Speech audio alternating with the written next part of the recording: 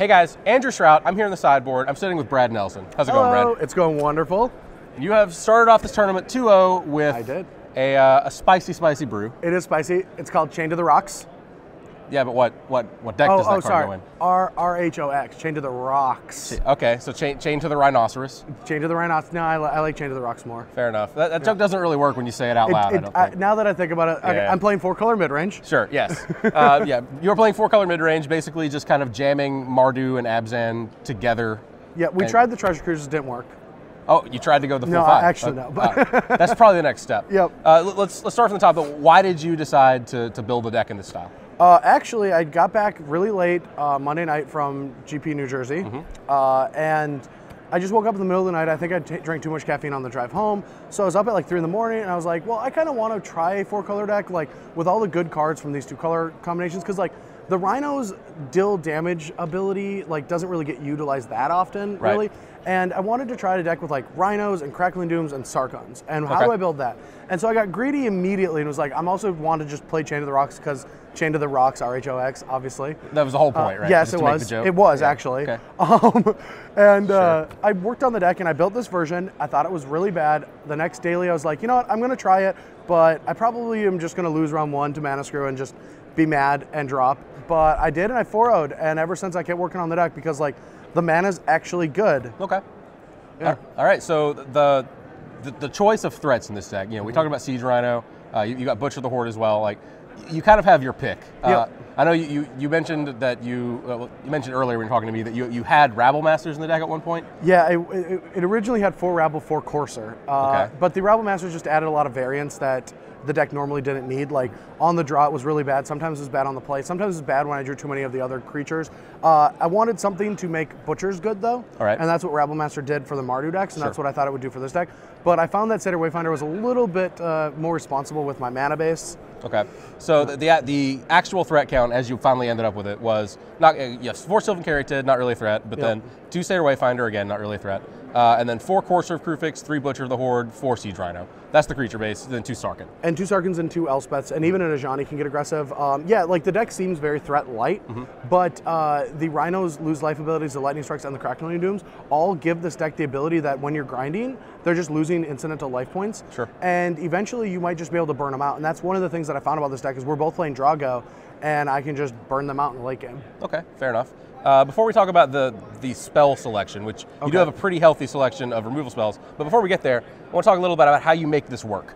Because we are basically just jamming 2 3-color decks together and hoping the mana base works out. You mentioned that you kind of just took a gamble with it in a daily event, but the mana base you've ended up with is actually, it's not as like airtight as it would look on paper. Like you don't have the full 8 Tri-lands even. Nope. So the mana base as it is, 4 temples, Temple of Plenty, 6 Tri-lands, 4 Sandstep Citadel and 2 Nomad Outpost, 6 fetch lands, 4 Wooded Foothills and 2 Bloodstained Mire, and then 2 Mana Confluence, Llanowar Waste, and a bunch of basics. Yep, 6 basics. So how did we arrive at that? Well, we actually were 1 land off the original version. The original version had a 3 Temple of Plenty and a Battlefield Forge, and I added the Plenty because I was getting my red fine. But the thing about that mana is that I wanted the best Tri-land or the best temple to go along with fetching for mountains, and that just came up to be the best one. Like I want it to not only, I want all my tap lands to cast my Caryatids, but you know we couldn't with Nomad, but luckily we want the Wooded Foothills to cast Chain to the Rocks. Sure.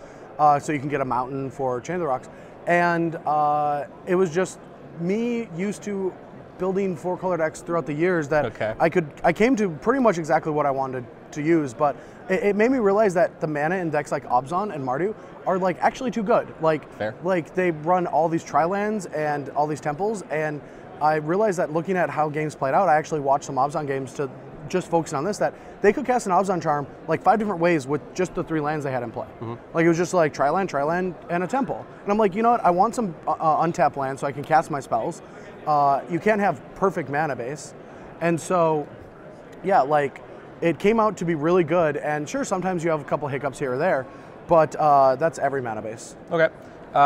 Yeah, I talked about the removal spells. You have some nice ones, and of course you would with the full spread of colors.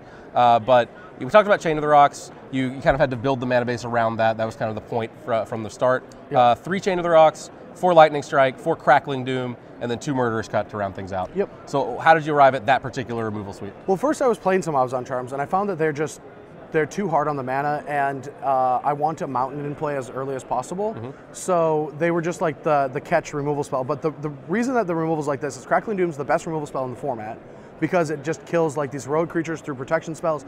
It kills their biggest creature without having to target it, and it deals them some damage. So it's really good against like Planeswalkers, Sorens, any threat, right? Like there's not a lot of removal spells outside of Murderous Cut that can kill anything at any time. Sure. And that's what I really like about it. Lightning Strike is a card that I wanted against like Jeskai and Rabble Masters and things like that.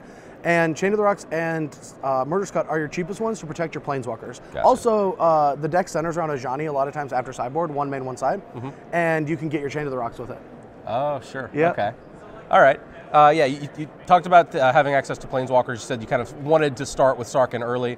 There are a lot of Planeswalkers in this 75. Yeah. 5 in the main, 2 Sarkhan the Dragon Speaker, 1 Ajani Mentor of Heroes, and then 2 Elspeth Suns Champion, and then a second Ajani and 3 Xenagos the Reveler in the sideboard. Yeah, we forgot about Xenagos for a long time in this format, and it is very good after sideboard in a lot of situations. Like, the card is better than it's ever been, and there's even less decks that it's bad against right now in the format. Okay. But it's still not a main deckable card in my opinion, but the card is phenomenal after sideboard when your deck is focused and theirs is focused. Okay. It's like good against Abzan, good against Heroic, just because you can chump block and they have to waste their God's Willing to kill it, and you still have a chump blocker. It's amazing against like the decks that want to Wrath us and the decks that we want to Wrath. Okay. Yeah, you actually have a lot of Wraths in the sideboard. So you have access to 4 Anger of the Gods and 2 End Hostility out of the board. Yeah, I mean, there's just matchups like that have Hornet Queens and Whip decks that you just want to kill everything, and you can't fight them on any other access point. So you have to have Planeswalkers and Master Removal spells. And it's the same thing with like my Red-White Mac deck, same thing with Mardu Midrange.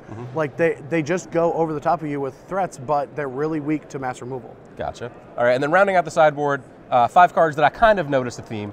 You have 1 Glare of Heresy, 2 Thoughtseize, and 2 Utter End. They all are very good on the draw or against Elspeth in general. Like I like Thoughtseizes on the draw in the mid-range matchups just because tempo doesn't matter after turns 5 or 6, but you have to get there. You don't really want them to curve out on you. So sometimes the Thoughtseize is great, and you don't want to flood out on Thoughtseizes late in the game. But Glare and Utter End are just there to help the Butchers kill Elspeths, because Elspeth is really strong against you. It's one of the only things Abzan has as a trump, because they have Hero's Downfall and Utter End and more Elspeths than you. But that's the only advantage they have against you. All right. So it seems like you've got your bases pretty well covered between main and side. What are you afraid to face with this deck? Do you know yet? I think Mardu Midrange with a good pilot is a tough matchup just because their deck is so malleable, just like mine. Sure. And they have Rabble Masters that can just win games sometimes. Okay. And I don't really want to bring in a bunch of Angers against them because they have a late game too. Okay. It's a tough matchup. It's all about who sideboards better than the other person. But you also have coursers against them, so I don't really know what my bad matchups are. Like, I was beating a lot of things on Moto. Like, Todd and I, like, played this deck on Moto. First, Todd hated the deck. Like, he was just like, come on, buddy, I'm not doing this. I'm like, just play a daily. And he's like, I'm in. I'm so in. All right. It was awesome. Fair enough. And we've just been crushing on Moto with it. Like, every time I've lost, it was because I tried something new and it was bad. Okay. All right.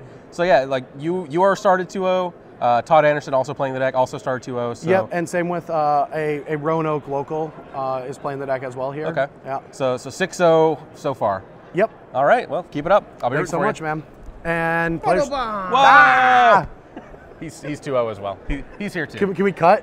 Cut. No. Send it to Cedric. He's there. Not Cedric.